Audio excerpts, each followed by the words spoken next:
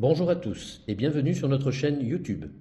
Dans cette vidéo, nous allons voir ensemble les questions susceptibles de vous être posées le jour de l'examen. L'examinateur vous posera 3 questions sur différents thèmes. Une sur les vérifications intérieures ou extérieures, une sur la sécurité routière, une sur les premiers secours. Dans cette vidéo, les vérifications intérieures et extérieures, complétées par une question en lien avec la sécurité routière, vous seront abordées. Vous retrouvez dans une autre vidéo les questions sur les premiers secours. Sur quels critères se base l'examinateur pour choisir ces questions? Ce dernier se basera sur les 2 derniers chiffres du compteur kilométrique.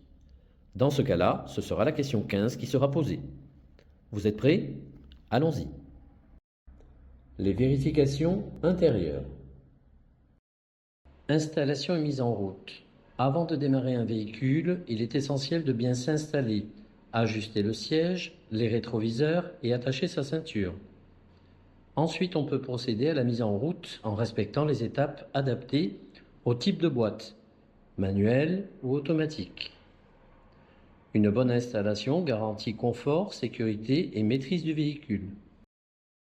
Montrez comment régler la hauteur de l'appui-tête du siège conducteur.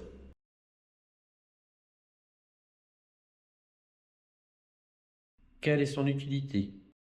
Permet de retenir le mouvement de la tête en cas de choc et limiter les blessures. Montrez la commande de réglage du volant.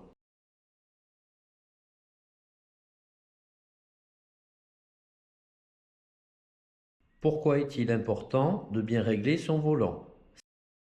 Pour un confort de conduite, pour l'accessibilité aux commandes, pour la visibilité du tableau de bord, pour l'efficacité des airbags. Mettez le rétroviseur intérieur en position nuit. Le rétroviseur passe automatiquement en position nuit. C'est un système électrochrome. Quel est l'intérêt de la position nuit? Ne pas être ébloui par les feux du véhicule suiveur. Indiquez où se situent les attaches de type ISOFIX dans le véhicule.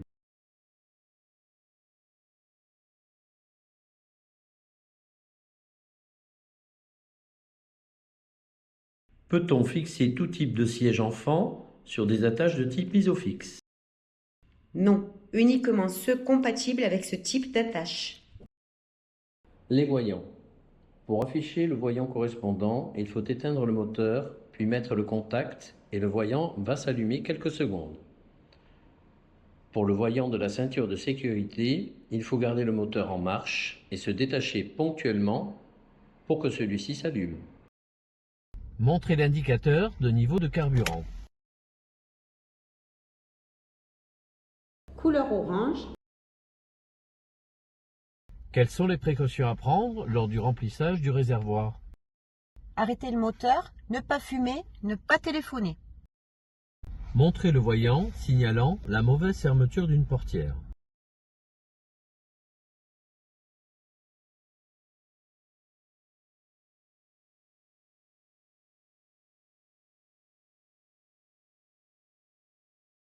Couleur rouge. Quelles précautions dois-je prendre pour que les enfants installés à l'arrière ne puissent pas ouvrir leur portière? Actionnez la sécurité enfant sur les 2 portières arrière. Montrez le voyant d'alerte signalant un défaut de batterie. Couleur rouge.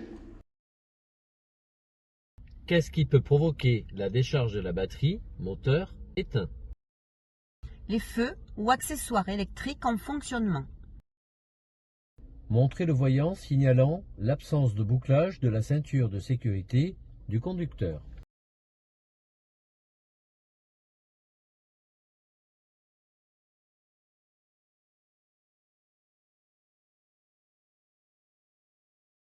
Couleur rouge. En règle générale, à partir de quel âge un enfant peut-il être installé sur le siège passager avant du véhicule? 10 ans. Montrez sur le tableau de bord le voyant indiquant une baisse de pression d'air d'un pneumatique.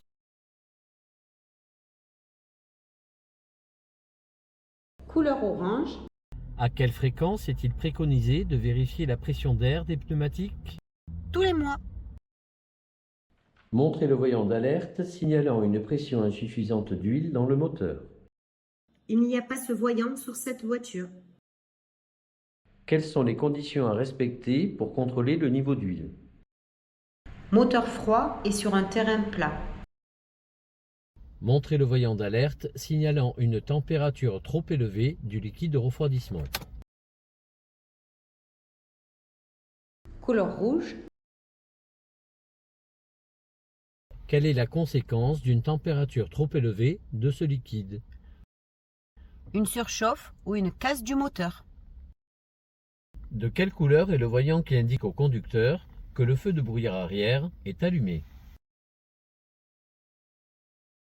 Tournez la commande de 3 crans vers l'avant, puis plus bas sur la commande, tournez 2 fois en arrière. Couleur orange. Quelle est la différence entre un voyant orange et un voyant rouge? Une anomalie de fonctionnement ou un danger. Orange, un élément important. De quelle couleur est le voyant qui indique une défaillance du système de freinage? Couleur rouge. Quel est le risque de circuler avec un frein de parking mal desserré? Une dégradation du système de freinage. Les commandes. Certaines commandes doivent être connues et accessibles facilement. Essuie-glace, dégivrage, feu de détresse, ventilation. L'examinateur peut vous demander de les actionner à l'arrêt. Prenez le temps de bien repérer leur emplacement et leur fonctionnement. Allumez les feux de route et montrez le voyant correspondant. Tournez la commande de 3 crans vers l'avant et poussez la commande vers l'avant. Couleur bleue. Quel est le risque de maintenir les feux de route lors d'un croisement avec d'autres usagers? Un risque d'éblouissement des autres usagers. Allumez les ou le feu de brouillard arrière et montrez le voyant correspondant. Tournez la commande de 3 crans vers l'avant, puis plus bas sur la commande, tournez 2 fois en arrière. Couleur orange. Pouvez-vous les utiliser par forte pluie? Non. Faites fonctionner les essuie-glaces avant du véhicule sur la position la plus rapide. Je monte le commodo de droite vers le haut, tout à fond. Comment détecter leur usure en circulation?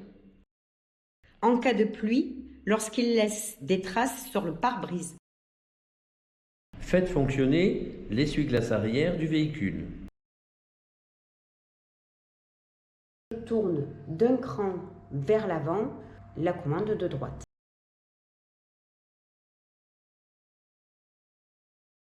Pour une bonne visibilité vers l'arrière, en plus de l'utilisation de l'essuie-glace, quelle commande pouvez-vous actionner par temps de pluie? La commande de désembuage arrière, dégivrage. Si le véhicule en est équipé, montrez la commande du limiteur de vitesse.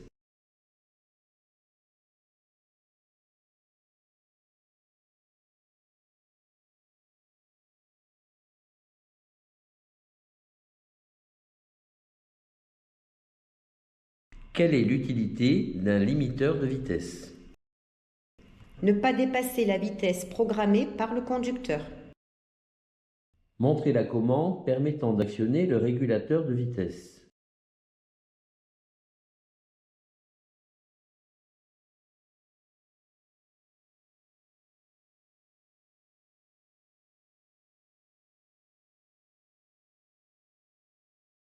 Sans actionner la commande du régulateur, comment le désactiver rapidement? En appuyant sur la pédale de frein ou d'embrayage. Montrez la commande de réglage de hauteur des feux.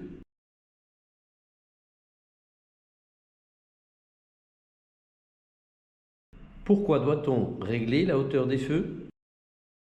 Pour ne pas éblouir les autres usagers. Positionnez la commande pour diriger l'air vers le pare-brise.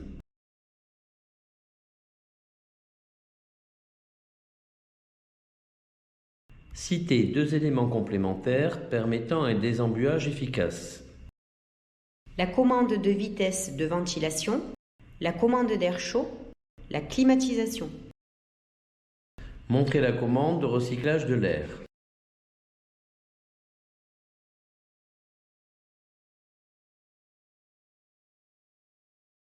Quel peut être le risque de maintenir le recyclage de l'air en position de manière prolongée? Un risque de mauvaise visibilité par l'apparition de buées sur les surfaces vitrées. Actionnez les feux de détresse.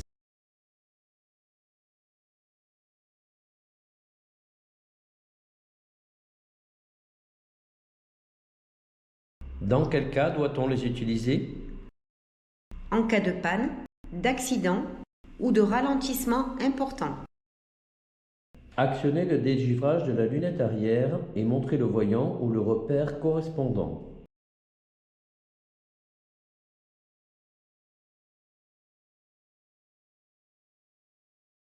Quelle peut être la conséquence d'une panne de dégivrage de la lunette arrière?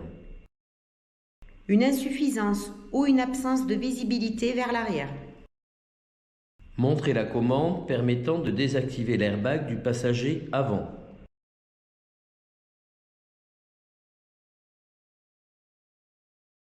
Dans quelle situation doit-on le désactiver? Lors du transport d'un enfant à l'avant dans un siège auto dos à la route. Sans l'actionner, montrez la commande de l'avertisseur sonore. Dans quel cas peut-on utiliser l'avertisseur sonore en agglomération? En cas de danger immédiat. Documents et équipements utiles. À bord du véhicule, certains documents sont obligatoires. Carte grise et contrôle technique. En cas de contrôle, il faut savoir les présenter rapidement. Il est aussi important de connaître les équipements utiles à avoir. Gilet de haute visibilité, éthylotest. À partir de quel taux d'alcool en période de permis probatoire est-on en infraction? 0,20 g par litre de sang, c'est-à-dire 0 verre, car dès le premier verre, ce seuil peut être dépassé. Quels sont les 2 autres documents obligatoires à présenter en cas de contrôle par les forces de l'ordre? Le certificat d'immatriculation, le permis de conduire. Vérifiez la présence du constat amiable dans le véhicule.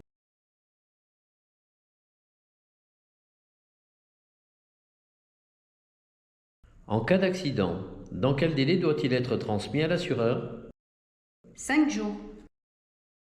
Vérifiez la présence du gilet de haute visibilité.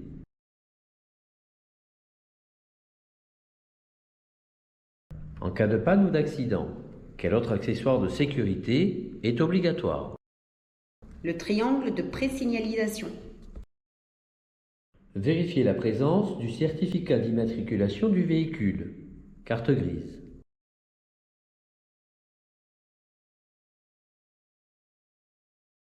Les vérifications extérieures. Les feux. Les feux sont essentiels à la visibilité et à la communication avec les autres usagers. Feu de position, feu de croisement, feu de route, anti-brouillard. Chacun a une fonction précise. Pour bien les utiliser, il faut savoir comment les allumer et dans quelle situation.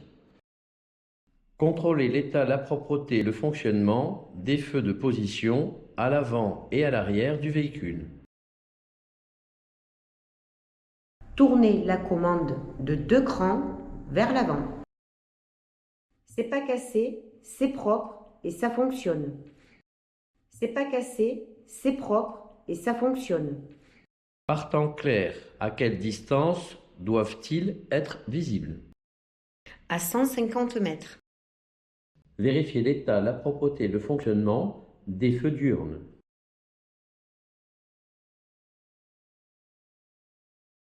C'est pas cassé, c'est propre et ça fonctionne. Quelle est leur utilité? Rendre le véhicule plus visible le jour. Contrôler l'état, la propreté et le fonctionnement des feux de croisement. Tournez la commande de 3 crans vers l'avant. C'est pas cassé, c'est propre et ça fonctionne. Quelles sont les conséquences d'un mauvais réglage de ces feux? Une mauvaise vision vers l'avant, un risque d'éblouissement des autres usagers. Contrôler l'état, la propreté et le fonctionnement des feux de route. Tournez la commande de 3 crans vers l'avant et poussez la commande vers l'avant. C'est pas cassé, c'est propre et ça fonctionne. Citez un cas d'utilisation de l'appel lumineux.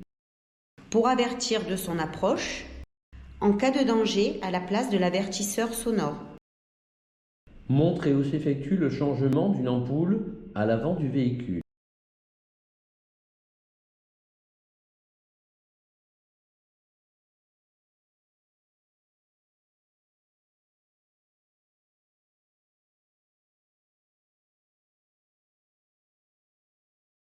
Quelles sont les conséquences en cas de panne d'un feu de croisement? Une mauvaise visibilité et le risque d'être confondu avec un 2 roues. Vérifier l'état et la propreté des dispositifs réfléchissants. C'est pas cassé, c'est propre et ça fonctionne. Quelle est l'utilité des dispositifs réfléchissants? Rendre visible le véhicule la nuit. Contrôler l'état, la propreté et le fonctionnement des feux de détresse à l'avant et à l'arrière. C'est pas cassé, c'est propre et ça fonctionne. C'est pas cassé, c'est propre et ça fonctionne. Dans quel cas doit-on les utiliser? En cas de panne, d'accident ou de ralentissement important. Contrôler l'état, la propreté et le fonctionnement de tous les clignotants côté trottoir.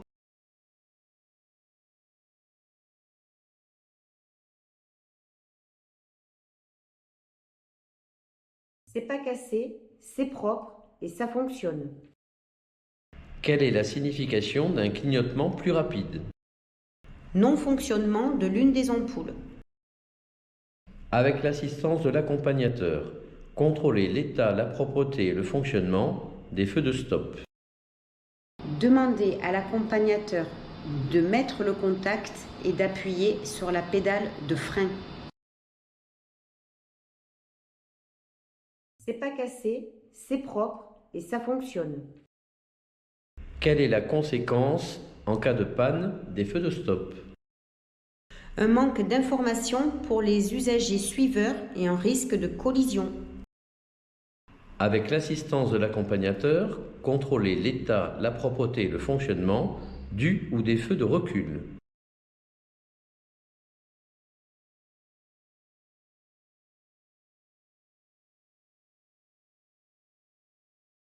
C'est pas cassé, c'est propre et ça fonctionne. Quelles sont leurs deux utilités? Éclairer la zone de recul la nuit et avertir les autres usagers de manœuvre. Contrôler l'état, la propreté et le fonctionnement du ou des feux de brouillard arrière. Tournez la commande de 3 crans vers l'avant, puis plus bas sur la commande, tournez 2 fois en arrière. C'est pas cassé, c'est propre et ça fonctionne. Dans quel cas les utilise-t-on? Partant de brouillard et neige. Montrer où s'effectue le changement d'une ampoule à l'arrière du véhicule.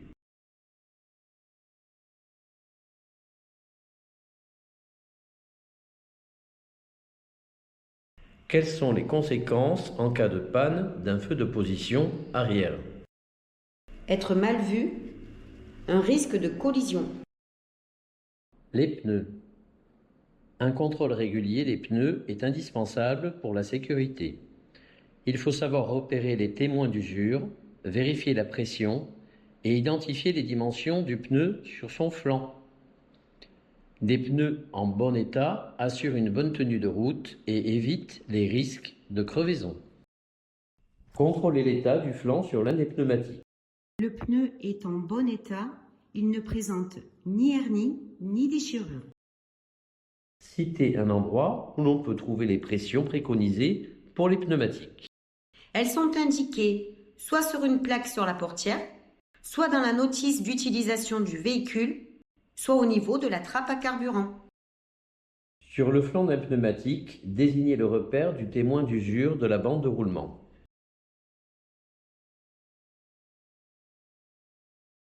Qu'est-ce que l'aquaplanage et quelle peut être sa conséquence? La présence d'un film d'eau entre le pneumatique et la chaussée pouvant entraîner une perte de contrôle du véhicule. À l'aide de la plaque indicative, donnez la pression préconisée pour les pneumatiques arrière, véhicule chargé.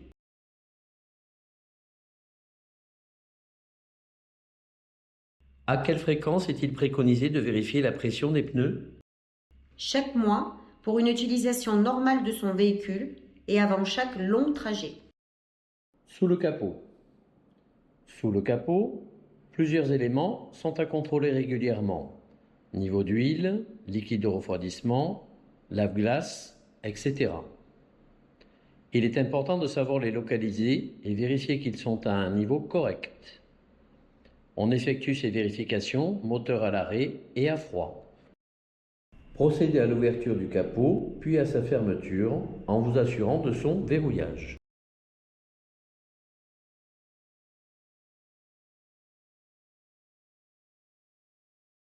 Le capot est bien verrouillé. Pour un capot s'ouvrant depuis l'avant du véhicule, quelle est l'utilité du dispositif de sécurité? Empêcher l'ouverture du capot en circulation en cas de mauvais verrouillage. Ouvrez et refermez le capot, puis vérifiez sa bonne fermeture.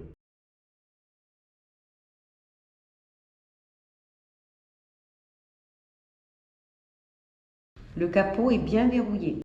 En roulant, quel est le risque d'une mauvaise fermeture du capot? Un risque d'ouverture du capot pouvant entraîner un accident.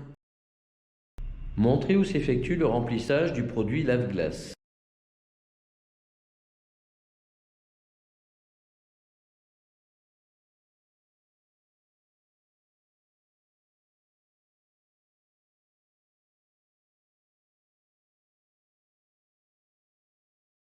Pourquoi est-il préférable d'utiliser un liquide spécial en hiver? Pour éviter le gel du liquide. Montrez l'orifice de remplissage du produit lave-glace.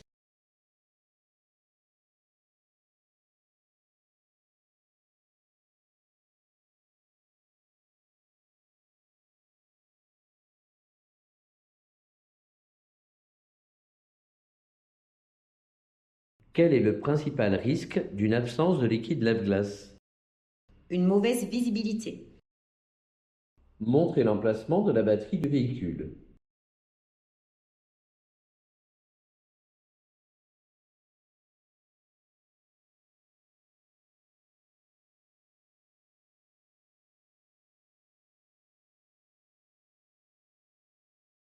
Quelle est la solution en cas de panne de batterie pour démarrer le véhicule sans le déplacer? Brancher une deuxième batterie en parallèle, les plus ensemble et les moins ensemble, ou la remplacer.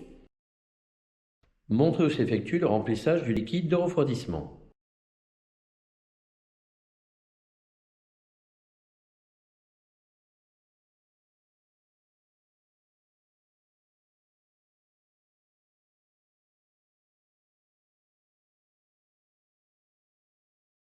Quel est le danger si l'on complète le niveau du liquide lorsque le moteur est chaud? Un risque de brûlure. Montrez où s'effectue le contrôle du niveau du liquide de frein.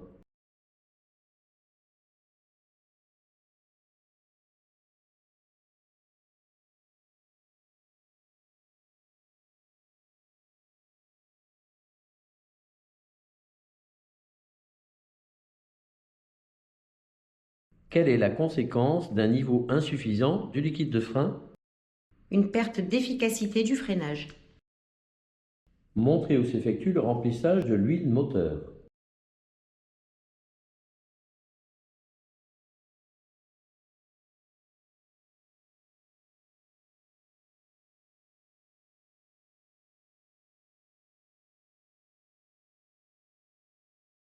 Quel est le risque d'un manque d'huile moteur?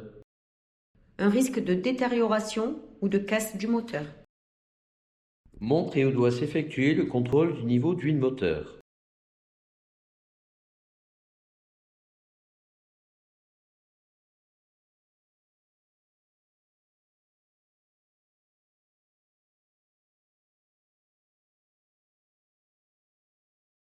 Quel est le principal risque d'un manque d'huile moteur? Un risque de détérioration ou de casse du moteur. Divers. Dans cette partie, on aborde des éléments variés qu'il faut aussi connaître. Triangle de présignalisation, essuie-glace, sécurité enfant. Des petits détails qui comptent lors de l'examen et en conduite quotidienne. Vérifier l'état et la propreté des plaques d'immatriculation.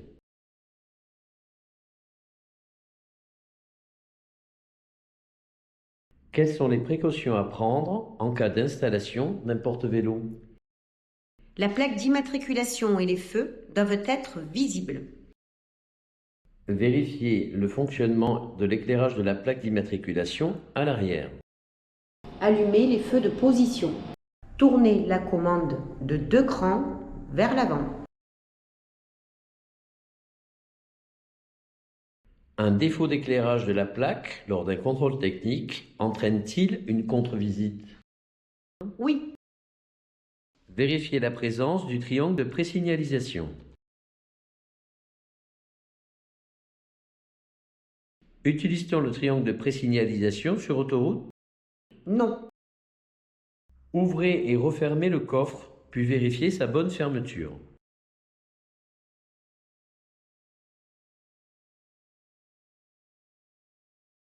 Quels sont les risques de circuler avec des objets sur la plage arrière? Une mauvaise visibilité vers l'arrière et un risque de projection en cas de freinage brusque ou de choc. Ouvrez et refermez le coffre, puis vérifiez sa bonne fermeture.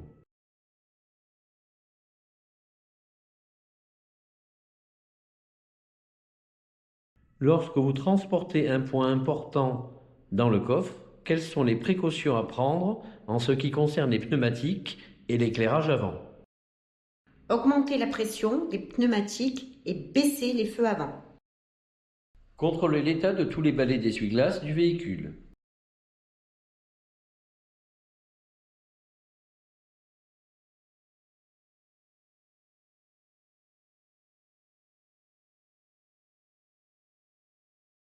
Quel est le risque de circuler avec des balais d'essuie-glace défectueux? D'avoir une mauvaise visibilité en cas d'intempérie. Montrez où se situent les gicleurs du lave-glace avant.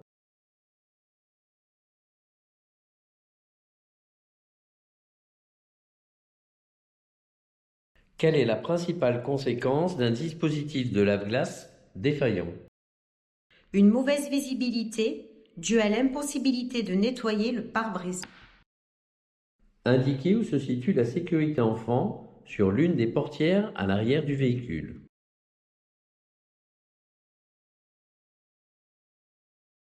Si la sécurité enfant est enclenchée, est-il possible d'ouvrir la portière arrière depuis l'extérieur?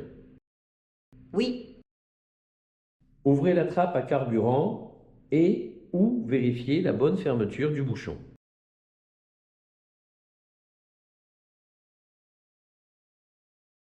Quelles sont les précautions à prendre lors du remplissage du réservoir? Arrêter le moteur, ne pas fumer, ne pas téléphoner.